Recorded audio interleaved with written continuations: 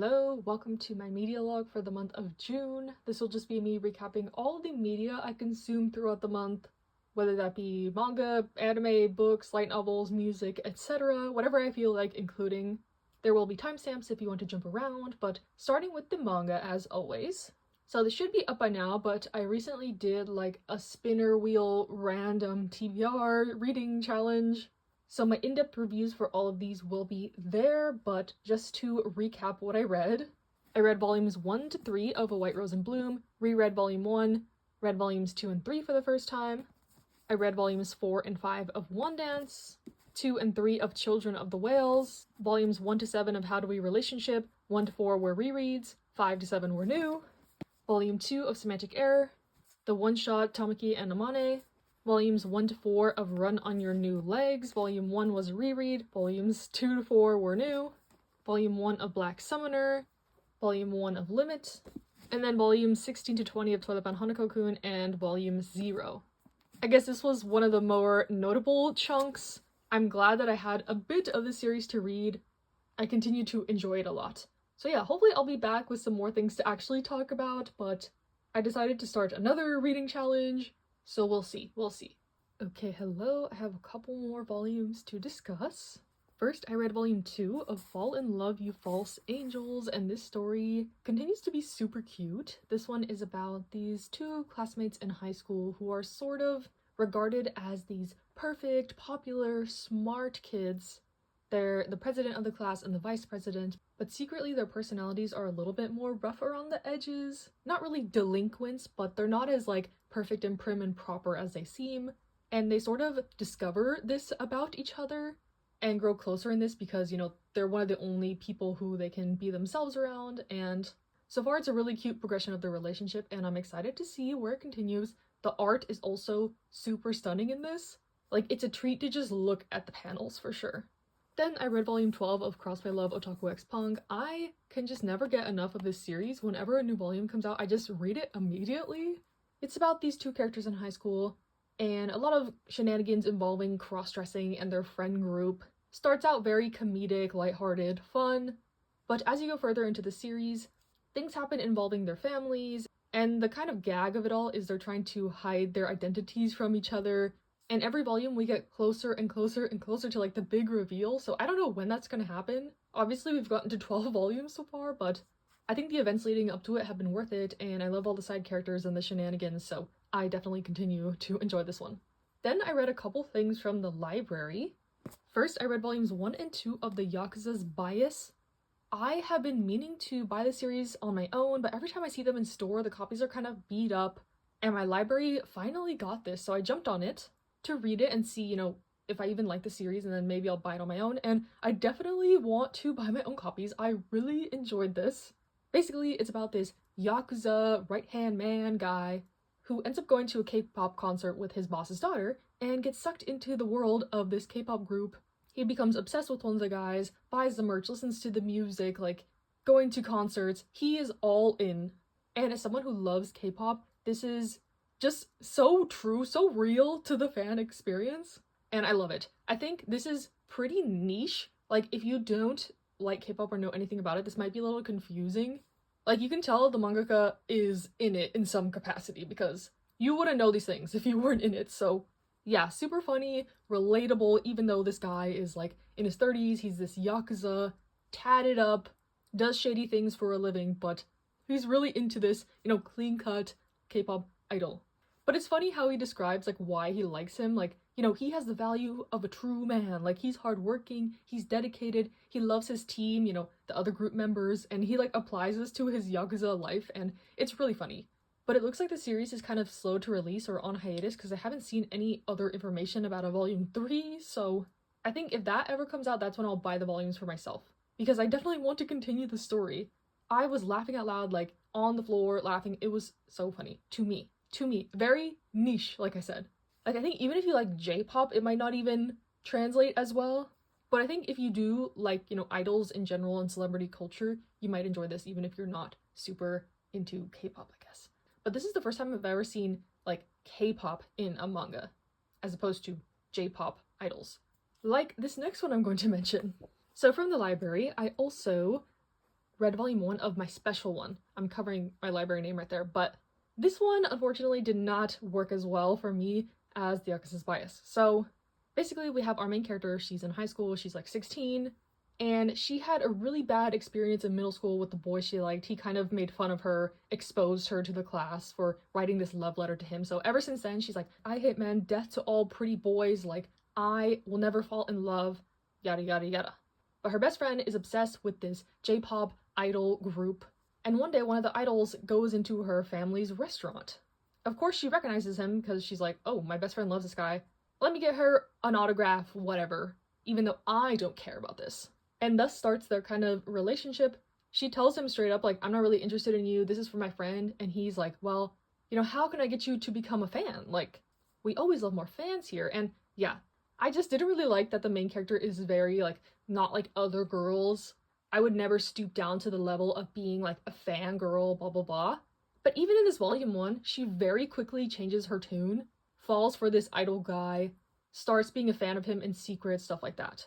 And aside from that I didn't like, you know, the whole switch up, the quick switch up in being like this man hater, idol hater, pretty boy hater, to being obsessed. There's also a large age gap. They haven't said exactly how old he is, but he does order a beer when he comes into the restaurant, so he's at least 20. And I looked it up, and I think they say he's about like 22 to 24, something like that, and that age gap is just horrendous to me. So yeah, that added with the fact that, like, I don't like the main character, just solidified that I wouldn't continue the series. I checked out like 9 volumes, but I since returned 2 to 9 already. So yeah, that's the good thing about the library. You can sample some series, see if you like them, see if you don't like them. I swiftly avoided spending like $100 on all the rest of the volumes myself. So yeah, love the library for that. I will return this and hopefully someone else can enjoy it. So yeah. Hello, it is the end of the month and I'll recap all the rest of the stuff I've read. And I'm sorry, I'm gonna be baiting y'all again. These were all part of the new reading challenge I'm doing, so that video's not out yet, but once it is, my full reviews of all these will be there. But I read these 4 volume 1s, Spacewalking with You, Agents of the Four Seasons, I Want a Gal Gamer to Praise Me, and Licorice Recoil. Then some single continuing volumes. I read volume 2 of The Summer Hikaru Died, volume 5 of She Loves to Cook and She Loves to Eat, volume 2 of The Guy She Was Interested in Wasn't a Guy at All, volume 5 of I Was Reincarnated as a Villainess, volume 2 of Triple S Class Revival Hunter, and then for a larger chunk of some series, I read volumes 5 to 7 of Why Raeliana Ended Up at the Duke's Mansion. I read omnibuses 8 to 13 of Vinland Saga. And then for the challenge, I just picked volume 2 of Men of the Harem, but I ended up reading a bunch more on Webtoon. The series is on Webtoon for free. So yeah, I'm actually like currently reading some more of that. There's like 300 chapters out and I'm on chapter like 60, so yeah, I read this volume 2 and was like, I need to know more, so I knew that it was available to me easily, so I kept reading while neglecting other things that I was supposed to read for my challenge. So hopefully I'll be able to get back to those soon and get that video out for y'all, but for now, that is the end of my manga/manhwa for the month. And I read one other thing this month, which was volume 2 of I'll Become a Villainess Who Goes Down in History, the light novel. A stark contrast to last month where I read a ton of novels, but that just shows how busy June has been for me. But I was able to fit in one and some manga and manhwa, as you saw, but if you remember last month I read volume 1 of this, and I was a little bit on the fence about how I felt about it, particularly in terms of the age gap between the romantic pair. And in this volume, they didn't highlight it as much, so for now, I'm just gonna let that be on the side, because I really do like all the other happenings in this. Basically, our main character is reincarnated as the villainess from her favorite otome game, and she loved said villainess when she was playing the game, so she's very happy that she is a villainess now, and she wants to be the best villainess ever. So she starts training and studying and practicing her magic, and leveling up because no villainess can be worse than the heroine, like she has to have all her stats up too.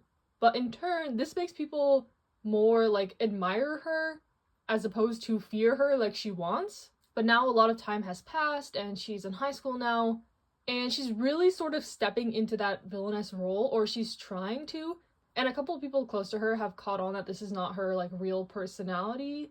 So she's kind of having an internal struggle with that.